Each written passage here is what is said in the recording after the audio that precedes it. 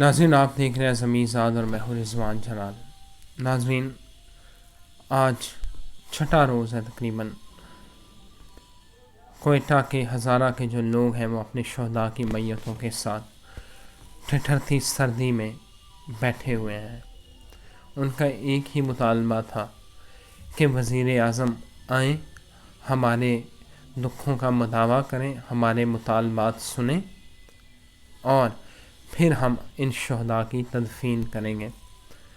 नाज़रीन, अफसोसनाक पहलू ये है कि वो वज़ीर आज़म जो ख़ुद को कौम का बाप कहता है, और ये बात उन्होंने असम्बली के फ्लोर पे कही कि जो वज़ीर आज़म होता है वो कौम का बाप होता है, और कौम के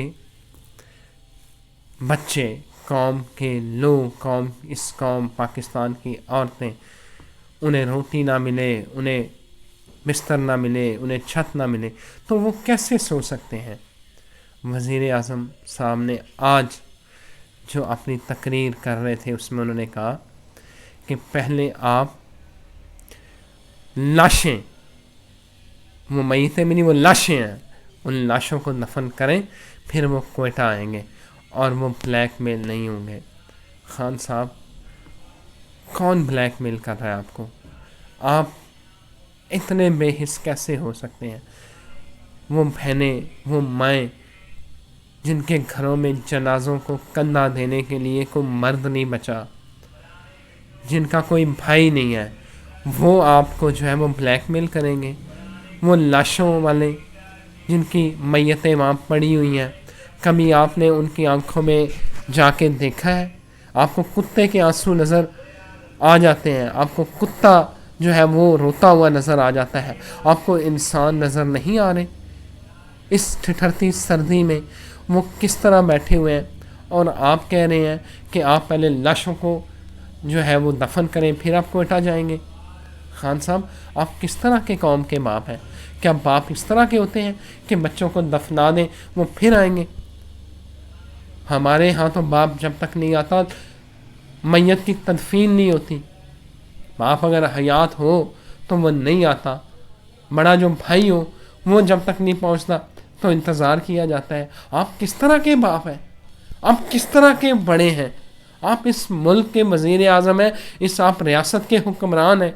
आपको पता नहीं है रियासत लाशें खा रही है, रियासत जिंदा इंसानों को दरगोर कर रही है, और आप में इतना एहसास नहीं है। आप कह रहे हैं कि वो आपको ब्लैकमेल कर रहे हैं। खान साहब, इस दुख, इस रंज की घड़ी में आपको उनके साथ होना चाहिए था। आप कह रहे हैं कि आप लाशों की तदफीन कर दें, या तो आप कहते ना कि आप कौम के बाप हैं। जब आप ने कहा है बाप है तो बाप बन के भी दिखाएं। बाप क्या इस तरह के होते हैं? न्यूजीलैंड के वज़ीर आज़म जैसिंडा जब मस्जिद में मुसलमानों की शहादत हुई थी तो वो फ़ौरन उसने आके उन लोगों को गले लगाया था, शहदा के लवाहिकीन को तसल्ली दी थी जब वो वहाँ पे बैठे हुए थे। तो क्या वो जैसिंडा जो है वो ब्लैकमेल हो गई थी? खुदा का नाम ले, वज़ीर आज़म साहब इस तरह नहीं होता। और आप किस तरह के वज़ीर आज़म हैं? कभी आपको जो है अपोजिशन जो है वो ब्लैकमेल कर रही होती है, कभी आपको चीनी माफिया ब्लैकमेल कर रहा होता है, कभी आटे वाले जो हैं वो आपको ब्लैकमेल कर रहे होते हैं, कभी अद्वियात वाले ब्लैकमेल कर रहे हैं। अगर आपसे नहीं मैनेज होता तो खुदा के लिए ये कुर्सी छोड़ दें। ये मतलब कुर्सी है, को मतलब आपका जनाजा तो नहीं है कि जिससे आप उतर नहीं सकते। छोड़ दें अगर आप इतना ही ब्लैकमेल होते हैं और आप इतनी कंप्रोमाइजिंग पोजीशन में हैं। आपको एहसास ही नहीं हो रहा उन लोगों के दुख का, उनके दर्द का, कि वो किस कैफियत में है।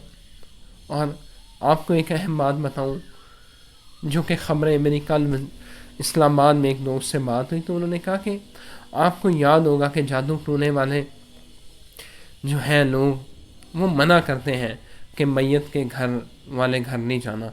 तो बहुत सारे लोग, अब ये स्पेकुलेशंस हैं या जो भी लोगों की बातें हैं, लेकिन ये बातें हकीकत लग रही हैं कि वो कह रहे हैं कि खान साहब को मना किया गया है कि आप जो है मैयत वाले घर नहीं जाएंगे। अगर आप उस घर में जाएंगे तो हो ہو سکتا ہے آپ وزیر اعظم نہ رہیں یا اس کے بہت کوئی نیگیٹو جو ہے وہ اثرات آپ کے اوپر پڑیں، تو آپ دیکھ لیں وزیر اعظم نعیم الحق کے جنازے میں بھی نہیں گئے، اور ان کا کزن کی ڈیتھ ہوئی وہ اس کے جنازے میں بھی نہیں گئے.